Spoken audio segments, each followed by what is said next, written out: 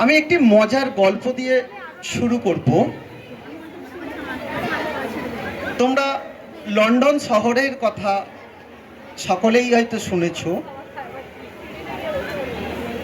পরাধীন ভারতবর্ষ থেকে এক পণ্ডিত ব্যক্তি লন্ডন শহরের এক ডিনার পার্টিতে আমন্ত্রিত হয়েছিলেন। শেখ সাহেবরাও বক্তৃতা রাখছিলেন। বক্তৃতাতে সাহেব বলছিলেন, ভারতীয়রা সব কৃষ্ণ বর্ণের। এই কথাটি বলার সাথে সাথেই ওই ডিনার পার্টিতে হাসির রোল উঠে গেল। এর কিছুক্ষণ পরেই ভারতীয় পণ্ডিতের ডাক পড়ল ভাষণ দেওয়ার জন্য। তিনি মজা করে সাহেবদেরকে বললেন যে একদিন ঈশ্বর রুটি শেখছিলেন। রুটিটা শিখতে শিখতে রুটিটা খুব পুড়ে গেল। তখন ঈশ্বর ওই রুটিটির নাম দিলেন নিগ্রো।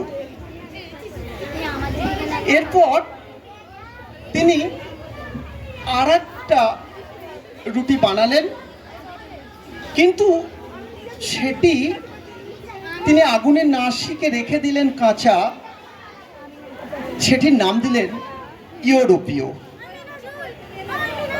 আর 3 নম্বর রুটিটি তিনি বানালেন, সুন্দর করে শিখলেন, খেতেও হলো সুস্বাদু।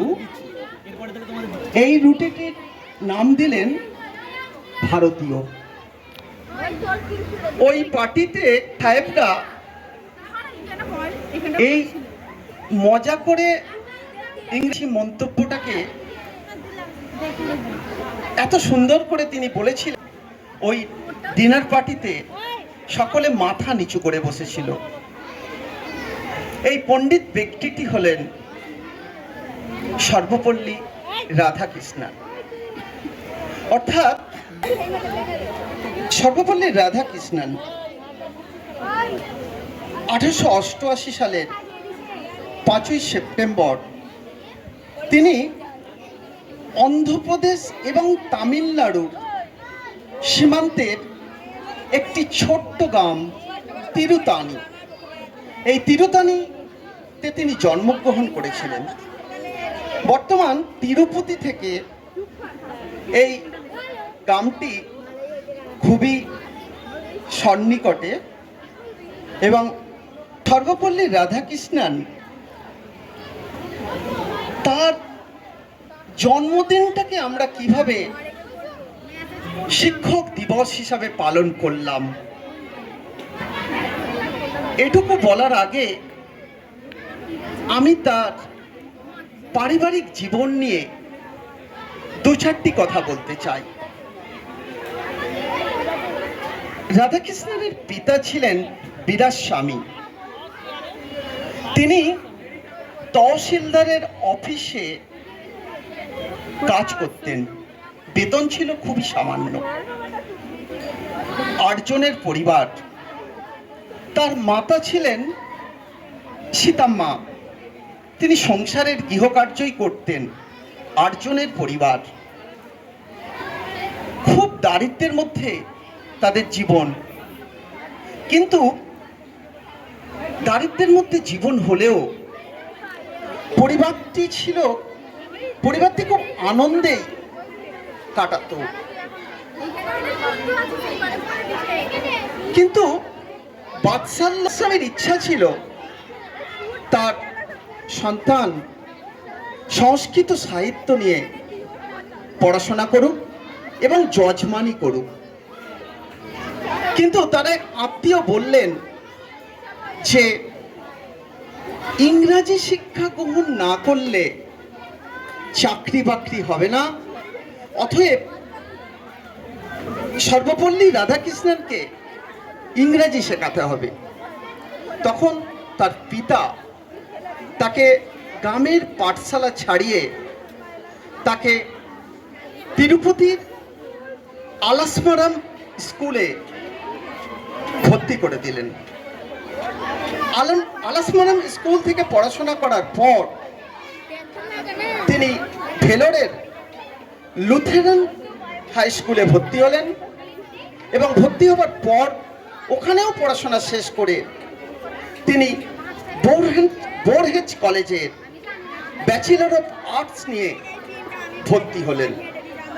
কিন্তু এই সময় এই কলেজে দুঃসম্পর্কে তার দাদা পড়তো।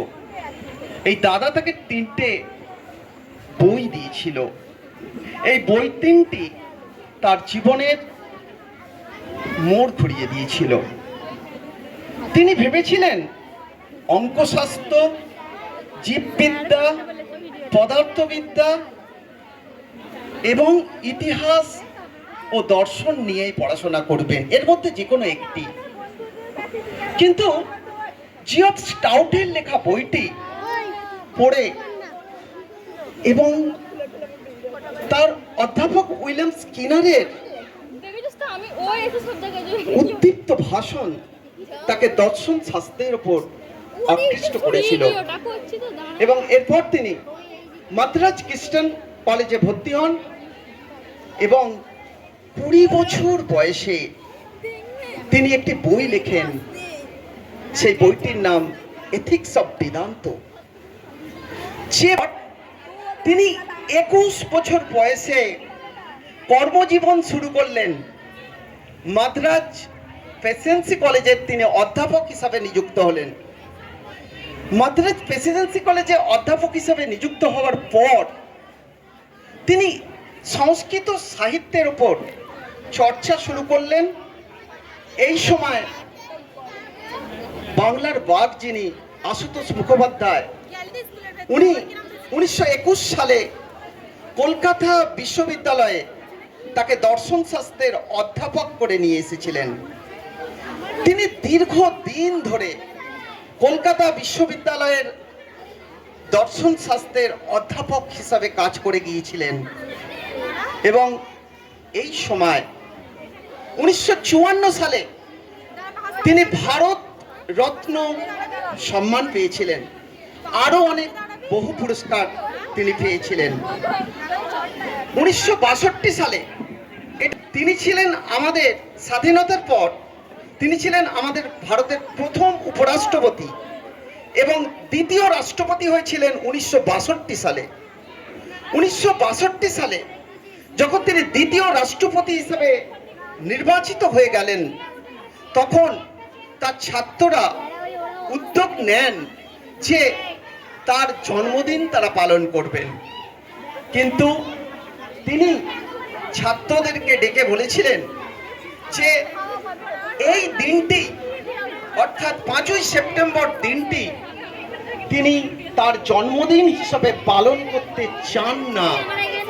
যদি ছাত্ররা এই দিনটিকে শিক্ষক দিবস হিসাবে পালন করেন তাহলে তিনি অত্যন্ত খুশি হবেন। তারপর থেকে 1962 সাল থেকে আজ পর্যন্ত এই দিনটি শিক্ষক দিবস হিসাবে পালন হয়ে চলেছে। কেন তিনি বলেছিলেন? তিনি বলেছিলেন শিক্ষকরাই হলেন জাতির মেরুদণ্ড।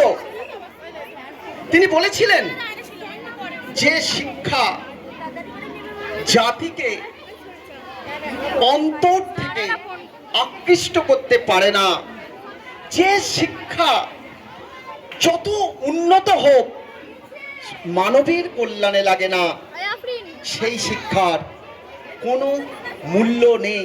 আজ তোমরা ছাত্রছাত্রীরা সর্বপল্লী রাধাকৃষ্ণের এই জীবন এবং বাণীগুলোকে যদি তোমরা মনে রাখো তাহলে আমরা সত্যিকারের আজকে এই যে সর্বপল্লী রাধাকৃষ্ণের যে শিক্ষক দিবস আমরা পালন করছি এবং শিক্ষকদের তোমাদের মনে রাখতে হবে সবসময় সম্মানের জায়গায় রাখতে হবে। আরেকটি লাস্ট কথা বলবো, সর্বপল্লী রাধাকৃষ্ণন যে মানুষটির প্রতি সবচেয়ে বেশি আকৃষ্ট হয়েছিলেন সেই মানুষটি হলেন স্বামী বিবেকানন্দ। স্বামী বিবেকানন্দ তার দর্শন তিনি অত্যন্ত গভীরভাবে আকৃষ্ট করেছিলেন তাকে। আর আরেকজনের কথা না বললে নয়, তিনি হলেন জাতির জনক মহাত্মা গান্ধী। এই দুইজন ব্যক্তির প্রভাব তার জীবনে দারুণভাবে পড়েছিল। এই কথাগুলি বলে সকলকে আমার আন্তরিক শুভেচ্ছা এবং আমাকে আবার এতটা সময় দেওয়ার জন্য আমি ধন্যবাদ জানাচ্ছি। এই বলে আমার বক্তব্য শেষ করব।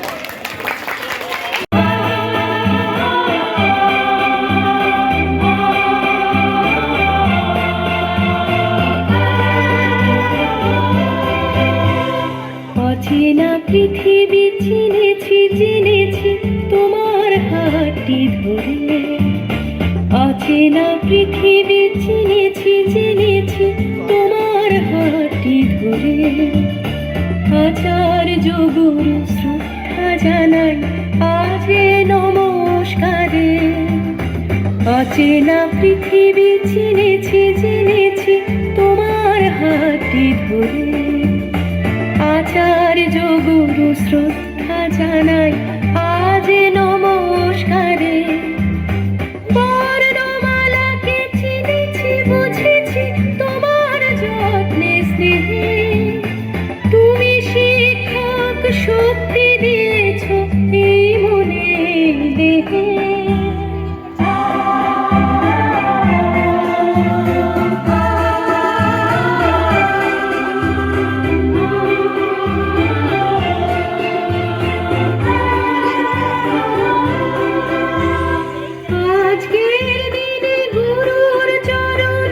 জানাই প্রণাম তাই, চিরদিন তার আশীর্বচন আমরা সকলে চাই।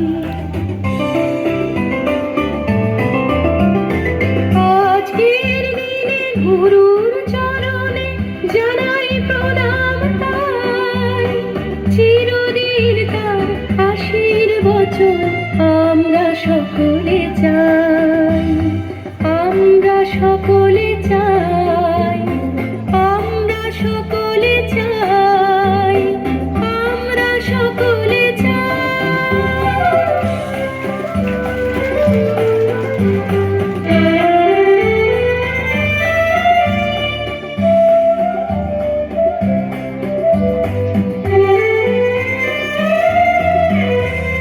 ভাষা দিলে তুমি কণ্ঠে কলমে, আলো দিলে জীবনে। জানাই প্রণাম গুরু আচার্য আজ এই শুভ দিনে। ভাষা দিলে তুমি কণ্ঠে কলমে, আলো দিলে জীবনে। জানাই প্রণাম গুরু আচার্য আজ এই শুভ দিনে।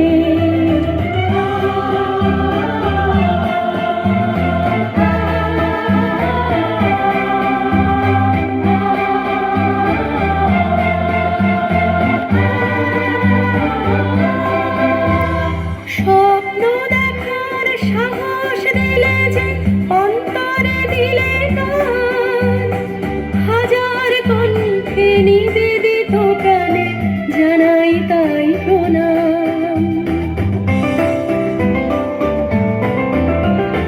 স্বপ্ন দেখার সাহস দিলে যে অন্তরে দিলে গান, হাজার কণ্ঠে নিবেদিত প্রাণে জানাই তাই প্রণাম। জানাই তাই প্রণাম, জানাই তাই প্রণাম, জানাই তাই প্রণাম।